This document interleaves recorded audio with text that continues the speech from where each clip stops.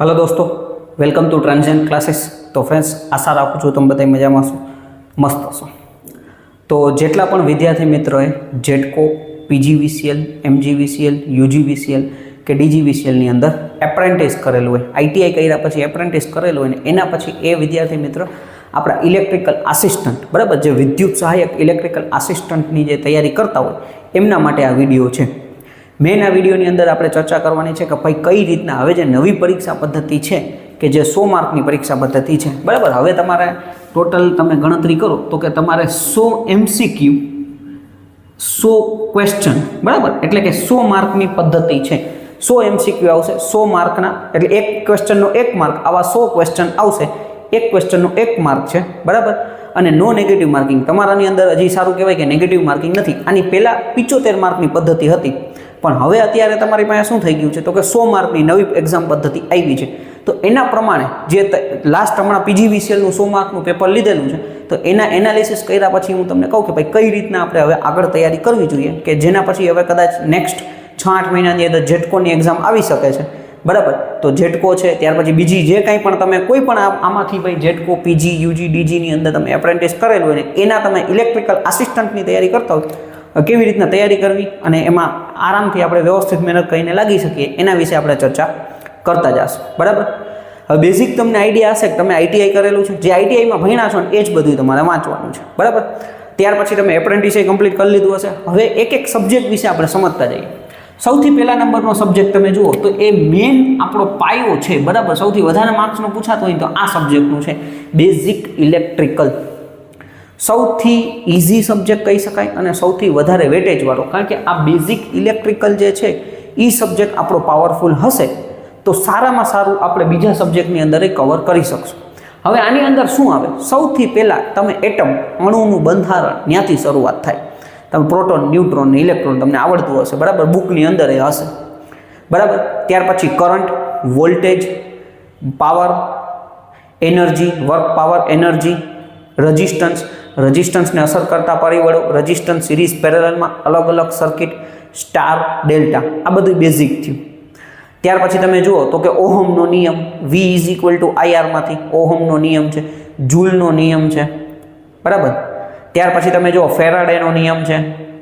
એટલે આવા બધાય નિયમો જે બેઝિક ઇલેક્ટ્રિકલની અંદર તમારે આવે છે એ બધા, કેપેસિટર છે, કેપેસિટર, સિરીઝ, પેરેલલ, ઇન્ડક્ટર શું વર્ક કરે છે, ઇન્ડક્ટરનું સિરીઝ અને પેરેલલ, કેપેસિટરમાં સ્ટોર થતી એનર્જી, ઇન્ડક્ટરમાં સ્ટોર થતી એનર્જી, આવા બધા એના નાના નાના બેઝિક ક્વેશ્ચન હોય છે ને એ ક્વેશ્ચનમાંથી પૂછાતું હોય છે, બરાબર। આમ જો કે બેઝિક ઇલેક્ટ્રિકલ ઘણો મોટો સબ્જેક્ટ છે, આપણે તમે બુકમાં તમે જોયેલો હશે, બરાબર, એક એક ટોપિક વાઇઝ ઘણું બધું આપતા હોય છે, તો એ બધું આપણે એકદમ વ્યવસ્થિત રીતે તૈયાર કરવાનું થાય, કારણ કે સૌથી વધારે વેટેજ ધરાવતું હોય તો એ આ સબ્જેક્ટ છે બેઝિક ઇલેક્ટ્રિકલ, બરાબર। તો એટલે આ સારામાં સારો આપણો સબ્જેક્ટ હોવો જોઈએ તો તમને ઘણો બધો ફાયદો થશે। આ જેટલું આવડશે ને એટલો તમને આમાંય ફાયદો થશે, કારણ કે તમને એ ખબર હોવી જોઈએ કે રેઝિસ્ટન્સ છે એ લંબાઈના સમપ્રમાણમાં છે, કંડક્ટરના વાહકના એરિયાના, એટલે કે જે કંડક્ટરનું ક્ષેત્રફળ છે, બરાબર, વાહકનું ક્ષેત્રફળ એના વ્યસ્ત પ્રમાણમાં છે। તો એ બેઝિક નોલેજ તમને આની અંદર હોવું જોઈએ। ત્યાર પછી વાત કરીએ તો કે બીજા નંબરનો સબ્જેક્ટ છે એ છે આપણો ઇલેક્ટ્રિકલ મશીન। હવે ઇલેક્ટ્રિકલ મશીનની આપણે વાત કરીએ તો બીજા નંબરનો મોસ્ટ આઈએમપી સબ્જેક્ટ છે। મશીનની આપણે જોઈએ તો સૌથી મોસ્ટ આઈએમપી આપણા માટે પહેલા નંબરનું મશીન છે એ ટ્રાન્સફોર્મર। તો ટ્રાન્સફોર્મરની અંદર આપણે શું ભણવાનું છે તો ટ્રાન્સફોર્મરનું કન્સ્ટ્રક્શન, ટ્રાન્સફોર્મરનો સિદ્ધાંત, ટ્રાન્સફોર્મર કયા સિદ્ધાંત ઉપર કાર્ય કરે છે, ટ્રાન્સફોર્મરનું કન્સ્ટ્રક્શન, ટ્રાન્સફોર્મરના આપણા જે EMF ઇક્વેશન, ટ્રાન્સફોર્મરમાં થતા લોસીસ, બરાબર। પછી થોડીક વેક્ટર ડાયાગ્રામ વાઇઝ હવે એમાં ક્વેશ્ચન થોડાક આવવા માંડ્યા છે, એટલે એ પણ આપણે થોડાક કવર કરવા જોઈએ। ટ્રાન્સફોર્મરની એફિશિયન્સીમાંથી ક્યાંક દાખલો પૂછાઈ જતો હોય છે, લોસમાંથી તો ફરજિયાત ઘણો બધા દાખલા પૂછાતા જ હોય છે, બરાબર, કે ભાઈ કોપર લોસ આટલો છે, ફૂલ લોડ ઉપર તો હાફ લોડ ઉપર કેટલો થશે, એટલે ટ્રાન્સફોર્મર સૌથી પહેલા નંબરનું મોસ્ટ આઈએમપી આપણું ટોપિક થાય। ત્યાર પછી ડીસી જનરેટર અને મોટર, બરાબર। હવે ડીસી જનરેટર અને મોટર એટલે ડીસી મશીનની અંદર આવી જાય, સેમ વસ્તુ, એનું કન્સ્ટ્રક્શન બંનેનું સરખું છે, એટલે ડીસી જનરેટર મોટરનું કન્સ્ટ્રક્શન સરખું થઈ ગયું। બંનેના ડીસી જનરેટરનું EMF ઇક્વેશન, ડીસી મોટરનું ટોર્ક ઇક્વેશન, બરાબર। ત્યાર પછી આપણે તમે જુઓ તો કે ડીસી જનરેટરની અંદર અને મોટરની અંદર થતા લોસીસ, ડીસી જનરેટરની એફિશિયન્સી, મોટરની અંદર તમને પૂછાય ને તો એ સ્પીડ કંટ્રોલ, મોટરમાં આપણે શું પૂછાય તો કે સ્પીડ કંટ્રોલ પૂછાઈ શકે છે, બરાબર। એટલે ડીસી જનરેટર મોટરનું કામ થયું। ત્યાર પછી તમે ભણી શકો છો ઇન્ડક્શન મોટર, 3 ફેઝ ને સિંગલ ફેઝ। હવે 3 ફેઝની અંદર તો કે બેઝિક ઇન્ડક્શન મોટરનું કન્સ્ટ્રક્શન, બેઝિક કેવી રીતના વર્ક કરે છે, કયું કાર્ય હશે, બરાબર, કોઈ પણ આપણું જેમ કે પાર્ટ છે એ શું કાર્ય કરે છે, એનું કામ શું છે, કેવી રીતના એ બનેલું છે, બરાબર, એની રોટેટિંગ થિયરી, એની જે સિંક્રોનસ સ્પીડના સૂત્ર NS = 120f/p, તો એ સૂત્ર ઉપરથી ક્વેશ્ચન પૂછાતા હોય છે, તો એ આપણે તૈયાર કરવાના થશે, બરાબર. બેઝિક કન્સ્ટ્રક્શન અને થોડુંક એફિશિયન્સીની એના જે ટેસ્ટ આવે એના ઉપરથી તમને ક્વેશ્ચન આવી શકે. લોસીસ ઇન્ડક્શન મોટરની અંદર થાય છે તો એ કરવાના થશે, બરાબર. સિંગલ ફેઝ ઇન્ડક્શન મોટરની વાત કરીએ તો કે સિંગલ ફેઝ ઇન્ડક્શન મોટર તો કે સેલ્ફ સ્ટાર્ટ નથી, એ આપણને ખબર હોવી જોઈએ. તો કે સ્ટાર્ટિંગની મેથડ, અલગ અલગ સ્ટાર્ટિંગની મેથડ શું છે, પછી મોટર કેવી રીતના ચાલુ કરવામાં આવે છે, અને મેઇન વસ્તુ કે ભાઈ કેવી રીતના આપણે મોટરને રન કરાવીએ છીએ અને કયા કયા પ્રકારની મોટરો છે એ આપણે એના ફાયદા અને ગેરફાયદા. ત્યાર પછી તમે જો ઇલેક્ટ્રિકલ મશીનની અંદર સિંક્રોનસ મોટર, એટલે સિંક્રોનસ મોટર અને સિંક્રોનસ જનરેટર અથવા જેને આપણે અલ્ટરનેટર કહીએ છીએ, બરાબર. તો સિંક્રોનસ મોટરનું કન્સ્ટ્રક્શન, બેઝિક કન્સ્ટ્રક્શન, આની અંદર એ આપણે NS = 120f/p વી કર્વમાંથી ક્યારેક ક્વેશ્ચન નાનકડો પૂછાઈ જતો હોય છે, એના જે ગ્રાફ છે, કર્વ છે, બેઝિક, બરાબર. થોડુંક આર્મેચર રિએક્શનમાંથી થોડુંક ડીપમાં જો જાય તો ક્વેશ્ચન પૂછી શકે. તો આવા બધા ક્વેશ્ચન અલ્ટરનેટરમાં તો કે અલ્ટરનેટરના પ્રકાર ને એના ભાગોના નામ ને કન્સ્ટ્રક્શન એવું બધું બેઝિક આપણે કરવાનું થાય.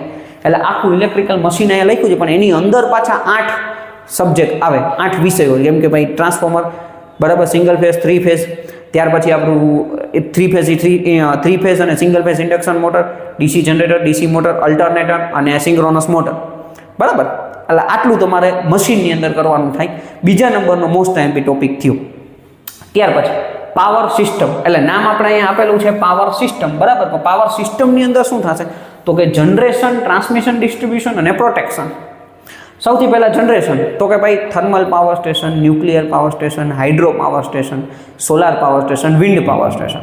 તો આ બધા એના બેઝિક સિદ્ધાંત કેવી રીતના જનરેશન થાય છે એ પૂછવા, એ આપણે તૈયાર કરવાનું થશે. જેમ કે હમણાં ક્વેશ્ચન પૂછાય તો પાવર જનરેશનની અંદર આપણે સુપર હીટર શું કાર્ય કરે છે, થર્મલ પાવર સ્ટેશનમાંથી ક્વેશ્ચન પૂછાયેલો હતો.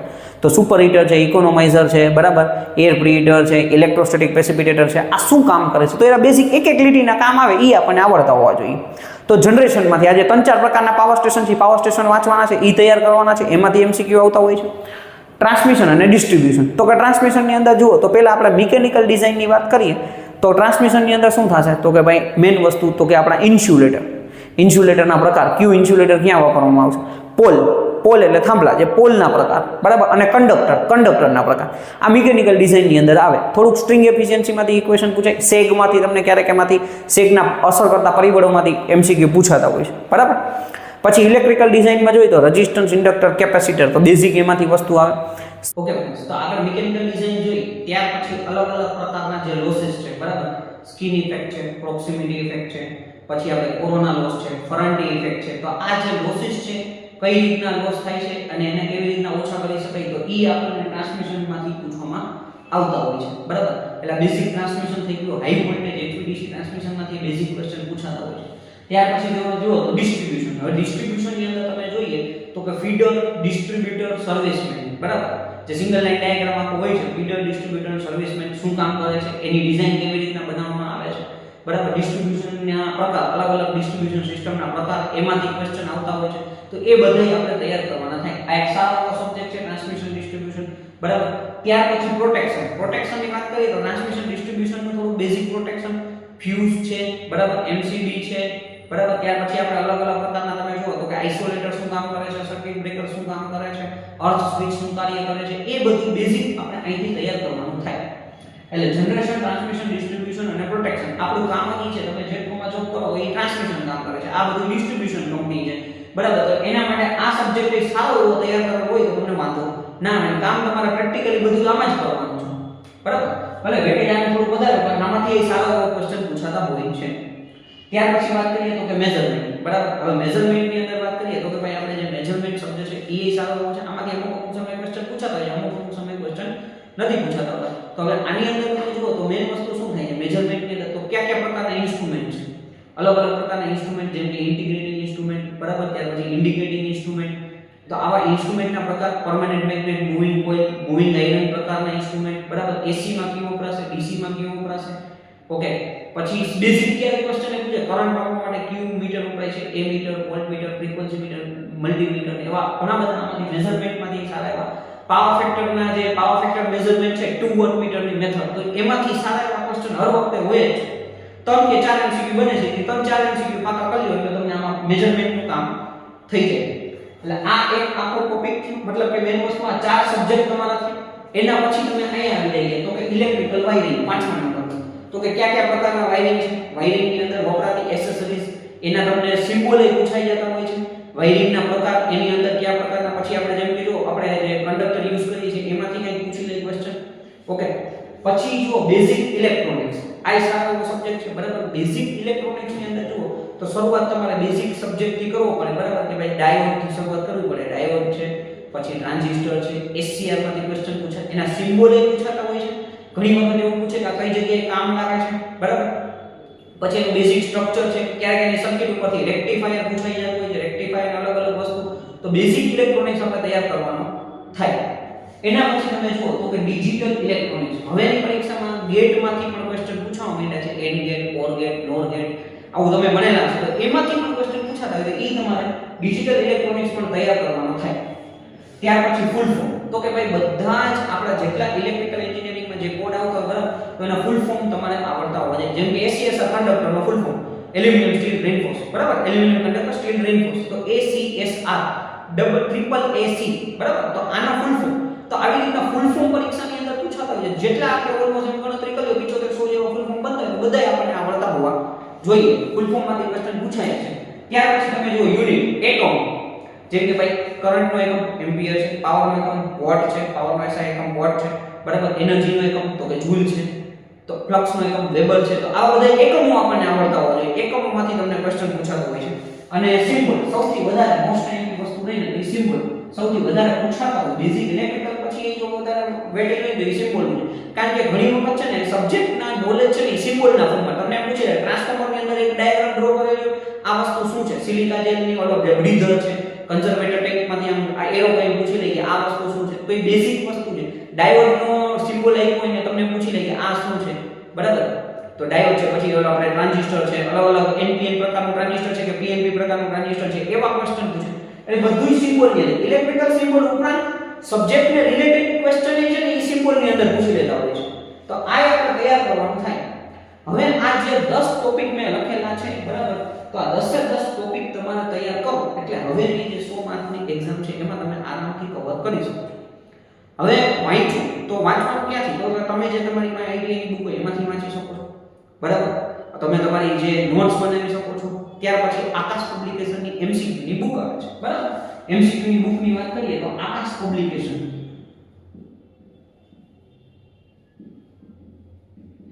આ બુક તમે તૈયાર કરી શકો છો. આકાશ પબ્લિકેશનની બુક તમે તૈયાર કરી શકો છો. આની અંદર બધા જ વ્યવસ્થિત MCQ હોય છે. આમાંથી આપણે એવું એમને ફિક્સ નહીં હોય કે આમાંથી ક્વેશ્ચન પૂછાય, પણ આ તૈયાર કરો તો તમને પ્રોબ્લેમ ના આવે. MCQ બુક છે એ પ્રેક્ટિસ માટે છે. આ બધું તમારે વાંચીને તૈયાર કરવું પડે. આ વ્યવસ્થિત રીતે વાંચીને તમે તૈયાર કરી બરાબર, એક નોટ્સ બનાવી તમે વ્યવસ્થિત રીતે નોટ્સ બનાવી તો એ ત્યાંથી તૈયાર થઈ જશે. પછી તમારે MCQ ની બુક લઈ MCQ પ્રેક્ટિસ કરતું જવાનું છે, તો તમને સારો એવો સ્કોર થઈ શકે બરાબર. 100 માર્કની પરીક્ષા આવે છે તો સારો વધારે જેટલો સ્કોર કરશો તો પહેલા જ રાઉન્ડની અંદર વારો આવી જાય બરાબર. આજે હમણાં જે પીટીવીસીની એક્ઝામ લેવાની તો એમાં ટોટલ 295 જણાને લીધા છે. તો અલગ અલગ વાઇઝ મેરિટ બન્યું 100 માર્કની પરીક્ષા છે તો સારું એવું મેરિટ બન્યું. તો જે લોકોનો ઘણી વખત એવું હોય કે ભાઈ જેના 80 માર્ક છે એને વારો નથી બરાબર, તો આ પ્રમાણે એક વસ્તુ ખાસ 80 83 84 84 ઓપન કેટેગરીમાં વારો નથી તો સારું એવું મેરિટ બનતું હોય છે. તો સારામાં સારો સ્કોર કરવો પડે, બધું એકદમ પરફેક્ટ તૈયાર કરવું પડે બરાબર. એટલે પહેલા તો તમારી આઈટીઆઈની બુક હોય તો એ વાંચો, તમે કોઈ નોટ્સ બનાવી તો નોટ્સ વાંચો. આપણા ફ્રીમાં વિદ્યુત સહાયક ઇલેક્ટ્રિકલ અસિસ્ટન્ટના વિડિયો બનાવેલા છે, એ વિડિયો તમે જુઓ અને એની નોટ્સ બનાવશો તો એમાં એ વિડિયો જો જે 10 કે 13 વિડિયો છે જૂના સોલ્યુશનના પેપર જુઓ બરાબર, પેપર સોલ્યુશન જુઓ, એનાથી એ વિડિયો જોઈને કેટલાય લોકો નોકરીએ લાગ્યા છે બરાબર. આકાશ પબ્લિકેશનની બુક છે એના MCQ સોલ્વ કરો એટલે તમને ઘણું બધું. મેઇન વસ્તુ એ છે કે આમાં તમારે વધારે ઇનપુટ આપવું જોશે. આ જો આપણે નોકરીની અંદર લાગવું હોય તો તમારે દિવસનો મેક્સિમમ ટાઈમ આપણે આની અંદર લાગવું પડશે. પરીક્ષા ગમે ત્યારે આવે પણ પહેલેથી તૈયારી આપણે કરતું રહેવું જોશે બરાબર. સાથે સાથે આપણી ટ્રાન્ઝિએન્ટ એકેડમીની એપ્લિકેશનની અંદર આપણે વિદ્યુત સહાયક ઇલેક્ટ્રિકલ અસિસ્ટન્ટનો આ બધી જ પરીક્ષા માટે કોર્સ લોન્ચ કરેલો છે. એની અંદર તમે જોશો તો અત્યારે બેઝિક ઇલેક્ટ્રિકલ સબ્જેક્ટ તૈયાર કરી નાખ્યો છે બરાબર, અને રિવિઝનના વિડિયો છે એ પણ મેં એની અંદર આપી દીધા છે. બીજા વિડિયો છે ધીમે ધીમે એની અંદર એડ થતા જશે. તમને એવું થાય કે તમને મારું ભણાવવાનું ફાવે છે તમને મારી પાસે ભણવાની મજા આવે બરાબર, તમને એમ થાય કે ભાઈ મારે રાહુલ સરને ભણવું છે, મારે એમનું જે મેં પેટર્ન છે એમની મેથડ છે એ ફાવે છે, તો તમે એ કોર્સ પરચેસ કરી શકો છો બરાબર, કોઈ ફરજિયાત નથી. પણ તમને એમ થાય કે આ બધું જ આપણે વ્યવસ્થિત રીતે ભણવું છે, એકદમ વ્યવસ્થિત રીતે તૈયાર કરી નોટ્સ બનાવી છે, જે વિડિયોની અંદર ભણાવું છું એની તમારે નોટ્સ બનાવજો, basic electrical machine, power system, જે દાખલા નામ તે બધું બનાવી એની વ્યવસ્થિત રીતે નોટ્સ બનાવવાની, એ નોટ્સ વારંવાર રિવાઇઝ કરવાની, વિડિયો વારંવાર જોવાના, MCQ ની પ્રેક્ટિસ કરવાની બરાબર. તો એ કોર્સ તમે પરચેસ કરી શકો છો તમારી અનુકૂળતા મુજબ છે, તમને મજા આવે તો તમે એક વર્ષ માટેની વેલિડિટી આપણે રાખેલી છે બરાબર. તો અહીંયાથી તમે આપણી ટ્રાન્ઝેક્ટ એકેડમીની એપ્લિકેશન છે, ટ્રાન્ઝેક્ટ ક્લાસીસ બરાબર, આપણી ટ્રાન્ઝેક્ટ ક્લાસીસની એપ્લિકેશનમાંથી તમે જઈ અને પરચેસ કરી શકો છો. નકર આપણે યુટ્યુબના ફ્રી વિડિયો છે એ પણ જોઈને તમે તૈયારી કરી શકો છો, અને તમે તમારી જાતે પણ બીજા મટીરીયલના માધ્યમથી તમે તૈયારી કરી શકો છો. ઓકે, આમાં બીજો કંઈ પણ ક્વેશ્ચન હોય તો તમે કમેન્ટ કરી શકો છો. આપણા WhatsApp ગ્રુપ ચાલે છે જેટકોના બધી પરીક્ષાઓની તૈયારી કરવા માટે, તો એની અંદર પણ તમે જોડાઈ શકો છો અને બરાબર ફ્રીમાં માર્ગદર્શન મેળવી શકો છો. ઓકે, બાકી કંઈ પણ ક્વેશ્ચન હોય તો તમે કમેન્ટ કરી શકો છો. Thank you friends.